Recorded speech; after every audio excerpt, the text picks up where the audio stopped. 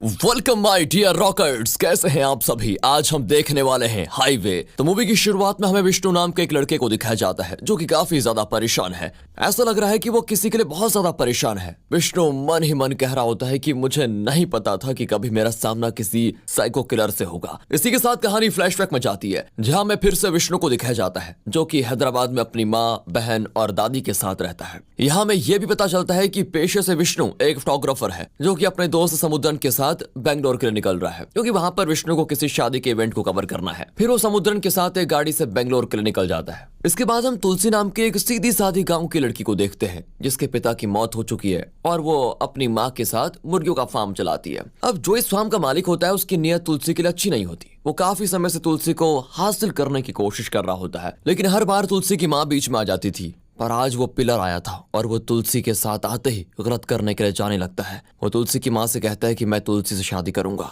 पर तुलसी की माँ कहती है कि अरे ऐसे कैसे हो सकता है, आपकी और तुलसी की उम्र में काफी ज्यादा अंतर है। माना कि आपने हमें काम दिया, रहने के लिए छत दी, पर इसका मतलब ये नहीं कि आप हमारी बेटी के साथ जबरदस्ती शादी कर लो। अब यहाँ वो आदमी तुलसी की माँ को धक्का देकर अंदर तुलसी के पास जाता है, जो देखकर तुलसी जल्दी से अंदर फार्म में भाग जाती है। पर वो तुलसी को पकड़ लेता है और जब वो तुलसी को घसीटकर फार्म से बाहर लेकर आ रहा होता है तभी तुलसी उस आदमी को थोड़ी ऊंचाई से धक्का दे देती है, जिस कारण गिरने की वजह से वो बेहोश हो जाता है। इस पॉइंट पर तुलसी की माँ अपनी बेटी से कहती है कि बेटा, मैंने तुमसे झूठ बोला कि तुम्हारे पिता मर गए हैं, बल्कि वो जिंदा है। उन्होंने मुझे छोड़कर दूसरी शादी कर ली है और अभी वो मैंगलोर में रह रहे हैं। मैं भी आखिर कब तक तुम्हें इस भेड़िए से बचाऊंगी। फिर तुलसी की माँ उसे कपड़े और कुछ पैसे देकर तुलसी से ये कहती है कि तुम अपने पिता के पास मैंगलोर चले जाओ, मैं तुम्हें उनका एड्रेस भी दे देती हूँ। यहाँ तुलसी अपनी माँ की बात मानकर एक बस पर बैठ जाती है। इसी बीच ऑफिसर आशा को दिखाया जाता है जिन्हें एक लाश मिली है और एक साइको किलर ने लगातार 5 लड़कियों की जान ली है। उसी में से एक लाश आशा को मिली है। खूनी ने इस लड़की को भी ठीक उसी तरह मारा था जिस तरह उसने बाकी लड़कियों का खून किया है। उसने लड़कियों की आंख को टेप लगाकर बिल्कुल खोल के रखा होता है। अब यहाँ मीडिया के सवालों का पुलिस के पास कोई जवाब नहीं होता।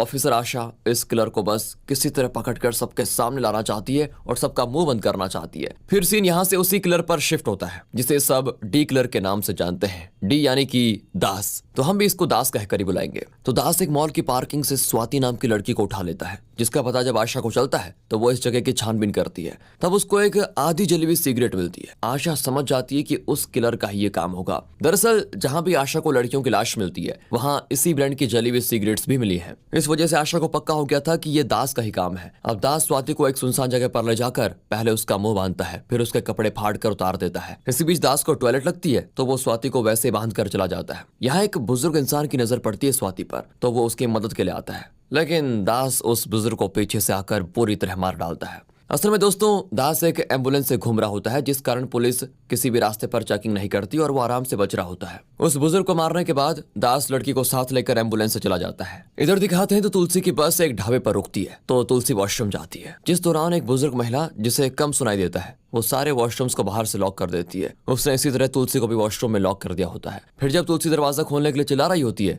तो सुनाई न देने की वजह से वो बुजुर्ग महिला दरवाजा नहीं खोलती। अब जिस बात का तुलसी को डर था वही हो जाता है। बस ड्राइवर थोड़ी देर इंतजार करता है और फिर चला जाता है। बेचारी तुलसी अभी भी वॉशरूम में बंद होती है।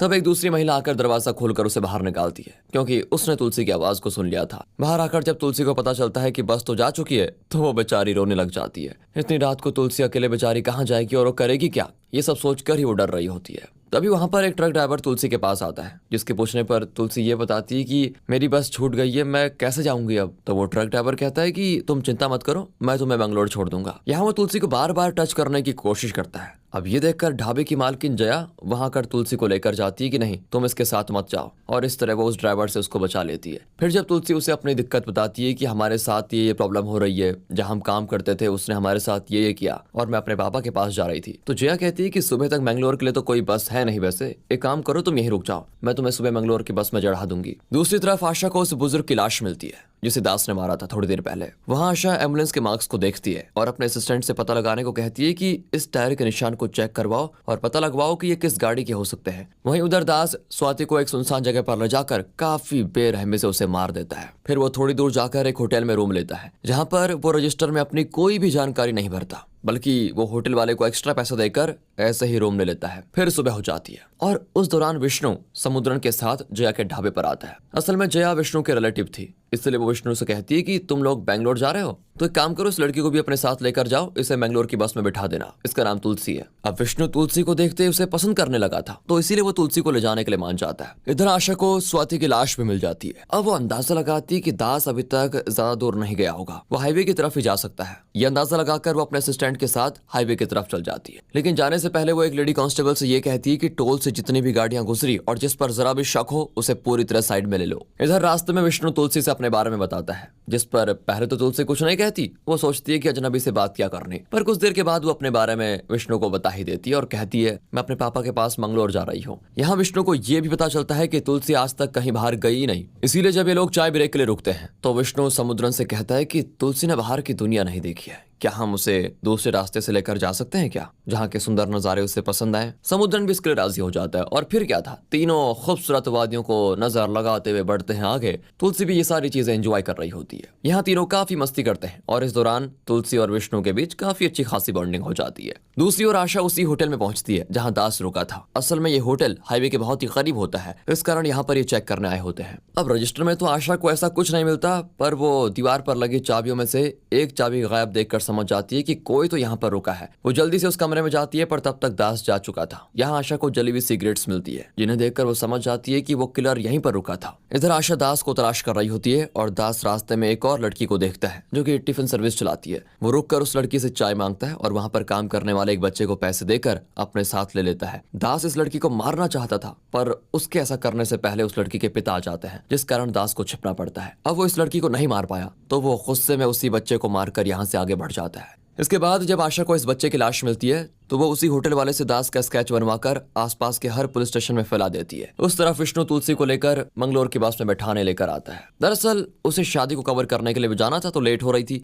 साथ ही वो और तुलसी एक दूसरे को अब पसंद भी करने लगे थे। इसलिए विष्णु तुलसी से कहता है कि अगर तुम चाहो तो तुम मेरे साथ बैंगलोर आ सकती हो, शादी खत्म होने के बाद मैं खुद तुम्हें बैंगलोर छोड़ दूंगा। लेकिन तुलसी कहती है कि नहीं नहीं, मेरे पापा को आज तक मैंने कभी नहीं देखा, उनसे मिलना मेरे लिए बहुत जरूरी भी है, इसलिए मुझे जाना होगा। तो तुलसी की इच्छा के अनुसार विष्णु उसे बस में बैठा देता है और साथ ही उसे एक सेलफोन भी देता है। उसमें विष्णु ने अपना नंबर सेव कर दिया होता है। वो कहता है कि देखो अगर कोई भी दिक्कत हो तो तुरंत मुझे फोन कर देना। दरअसल तुलसी ने तो आज तक फोन इस्तेमाल किया ही नहीं होता, तो विष्णु उसको सब कुछ समझाता है कि इस पे नंबर ऐसे डायल करना है, कॉल ऐसे करना है, वगैरह वगैरह। इसके बाद वो तुलसी को बस में छोड़कर अपने रास्ते निकल जाता है। कुछ देर के बाद जब बस ड्राइवर बस को चालू करने की कोशिश करता है तो कुछ खराबी होने की वजह से वो चालू नहीं होती, जिस कारण वो सभी बस से उतर जाते हैं और फिर उन्हें मंगलोर जाने वाली दूसरी बस के लिए ट्राई करना होगा। यहाँ तुलसी तुरंत विष्णु को फोन लगाती है जो कि कनेक्ट नहीं होता। तभी उस रास्ते से हम दास को गुजरते हुए देखते हैं, जिसकी नजर पड़ती है तुलसी पर। दूसरी ओर कुछ देर के बाद विष्णु देखता है कि तुलसी ने उसको मिस्ड कॉल किया है, तो वो तुलसी को कॉल लगाने की कोशिश करता है पर उसका फोन नहीं लग रहा होता है। अब वो समुद्रन से कहता है कि हमें तुलसी को इस तरह यार अकेला नहीं छोड़ना चाहिए था, मुझे तो लग रहा है कि वो किसी मुसीबत में होगी। समुद्रन कहता है एक काम करो, तुम गाड़ी लेकर तुलसी के पास ही जाओ, मैं किसी और साधन से बैंगलोर जाकर शादी का काम संभालता जाओ। और ये सुनते ही समुद्रन को उतारकर विष्णु गाड़ी वापस मोड़ देता है। वो उसी बस स्टॉप पर पहुंचता है जहां उसने तुलसी को बस पर बैठाया था। फिर वहां पर वो एक बूढ़े आदमी से पूछता है तुलसी के बारे में, तो वो बुजुर्ग बताता है कि ये लड़की एक ट्रक ड्राइवर के साथ चली गई थी थोड़ी देर पहले। दरअसल जब तुलसी परेशान होकर विष्णु को फोन लगा रही थी तब उसे वही ट्रक ड्राइवर भी दिखा जो कि ढाबे में उससे मिला था। अब वो ट्रक ड्राइवर तुलसी से कहता है कि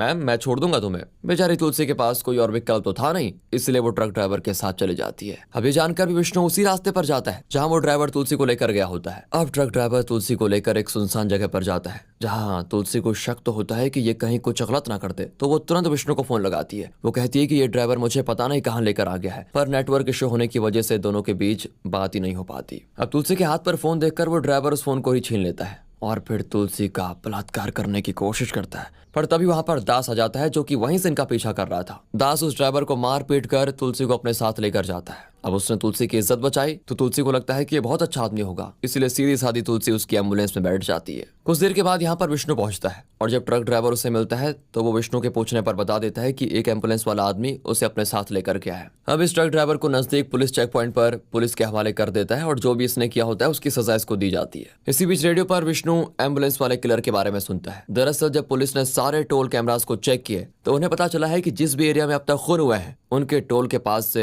उस दौरान एक एम्बुलेंस जरूर गुजरी है और एम्बुलेंस को ज्यादातर कोई नहीं रोकता, इसलिए पुलिस किलर को पकड़ नहीं पाई। ये बात आशा को भी पता चल जाती है कि वो किलर एम्बुलेंस को लेकर घूम रहा है, इसलिए वो उसकी स्केच और ये एम्बुलेंस वाली बात सभी पुलिस वालों को अपडेट कर देती है, जिसे विष्णु ने भी सुन लिया होता है। अब तुलसी ऐसे ही किसी एम्बुलेंस वाले के साथ गई थी तो वो पुलिस को इस बारे में बताता है। आशा भी आकर विष्णु से मिलती है जो कि सब कुछ शुरुआत से बताता है कि क्या क्या हुआ। तो अब इस बारे में किलर के तुलसी को मारने से पहले उसे बचाना होगा। ये लोग एम्बुलेंस को ढूंढने का काम शुरू कर देते हैं। विष्णु भी जगह जगह तुलसी को ढूंढने में लगा होता है। तभी वो एक बड़ी कुरियर कंपनी को देखता है। उसके अंदर जाकर वो उस कंपनी के लोगों से उस साइको किलर के बारे में बताता है जो तुलसी को लेकर गया था। वो कहता है कि आपके ट्रक इसी हाईवे के इलाके से जगह जगह जाते हैं, आप अपने सारे ड्राइवर्स को ये किलर की फोटो और उस एम्बुलेंस की फोटो शेयर कर सकते हैं तो शायद हम उस लड़की की जान बचा पाएं। वो लोग ऐसा ही करते हैं, अपने सभी ड्राइवर्स के पास वो वही स्केच और एम्बुलेंस के बारे में बता देते हैं और कहते हैं कि जैसे किसी को दिखे तो तुरंत संपर्क करना। वैसे दोस्तों आपको बताना मैं भूल गया कि एम्बुलेंस के नंबर प्लेट के सारे नंबर्स नहीं दिख रहे होते हैं, वो आधे मिटे हुए होते हैं, इसलिए उस एम्बुलेंस को ट्रैक कर पाना अभी मुश्किल था। इसी बीच दास तुलसी को लेकर एक जगह पर पहुंचता है जिसे वो नाश्ता देता है और जब वो खा रही होती है तभी वो तुलसी को मारने के लिए पड़ता है, पर अचानक उसका पैर फिसल जाने की वजह से वो पानी में ही गिर जाता है और सर पर चोट आने की वजह से वो बेहोश,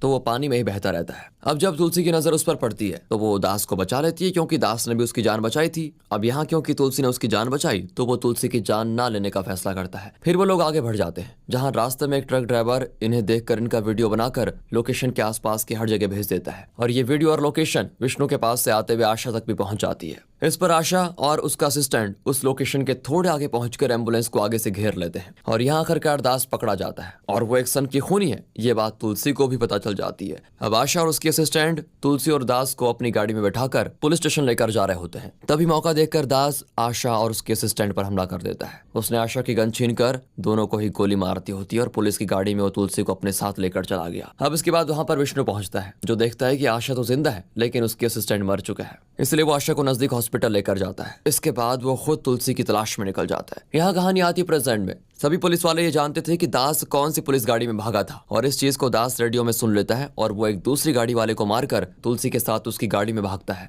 उसने पुलिस की गाड़ी यहीं छोड़ दी थी, अब वो तुलसी को लेकर उस जंगल में चला गया है। इधर विष्णु जब उस गाड़ी वाले की लाश को देखता है जिसे दास ने मारा था तो उस आदमी के फोन से विष्णु उस गाड़ी का नंबर भी ले लेता है, साथ ही वो कैसी दिखती है ये भी पता कर देता है। इसलिए विष्णु इस गाड़ी को ढूंढने में लग जाता है। अब आगे जाने पर विष्णु को दो रास्ते मिलते हैं, एक जा रहा था मेन रोड की तरफ, दूसरा जंगल की तरफ। जाहिर है पुलिस हर जगह दास को तलाश कर रही हो तो उसने जंगल का ही रास्ता चुना होगा, ये सोचकर विष्णु भी जंगल में चला जाता है। इसी ओर दास तुलसी को पैदल जंगल के अंदर लेकर जाता है। उसने गाड़ी पीछे ही छोड़ दी थी। फिर वो तुलसी को एक टूटे फूटे घर में लेकर आता है, बताता है कि मैं एक मामूली सा एम्बुलेंस ड्राइवर हूँ, मेरी एम्बुलेंस में कई मौतें हुई हैं, लोगों की जान को इस तरह अपनी आंखों के सामने जाते हुए देखना मुझे बहुत सुकून देता है, इसलिए मैं जानबूझकर लोगों को मारना शुरू कर दिया। फिर मेरी जिंदगी में एक लड़की आई जिसके प्यार की बदौलत मैंने सब कुछ छोड़कर सीधी सादी लाइफ जीना शुरू किया, मगर उसने मुझे धोखा दे दिया। वो मुझे छोड़कर एक अमीर को प्यार करने लग गई, इसीलिए मैंने उससे भी मार दिया। इसके बाद से जब भी मैं उसके जैसे किसी भी लड़की को देखता हूँ तो मेरे अंदर पता नहीं मेरा खून क्यों खौल जाता है, तो मैं फिर लड़कियों को मारना शुरू कर दिया। पर तुम उन सबसे बिल्कुल अलग हो, तुम्हारा भी इस दुनिया में कोई नहीं है और ना ही मेरा कोई अपना, तो क्यों ना हम दोनों अपने एक दूसरे के साथ जिंदगी बिताएं।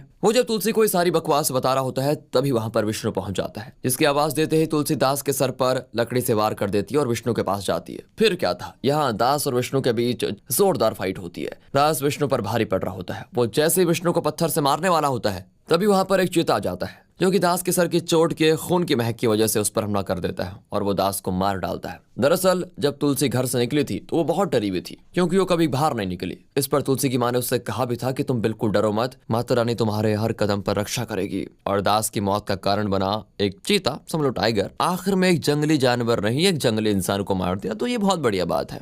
और फिर सारे न्यूज चैनल पर यह खबर फैल जाती है कि वो किलर मारा जा चुका है। साथ ही तुलसी और दास सही सलामत होते हैं और इसी के साथ ये मूवी होती है खत्म। वीडियो अच्छी लगी हो, एक्सप्लेनेशन अच्छा लगा हो तो लाइक कीजिए, चैनल को सब्सक्राइब। मिलते हैं अगली वीडियो में, तब तक के लिए गुड बाय, ख्याल रखिए अपना and finally thanks for watching.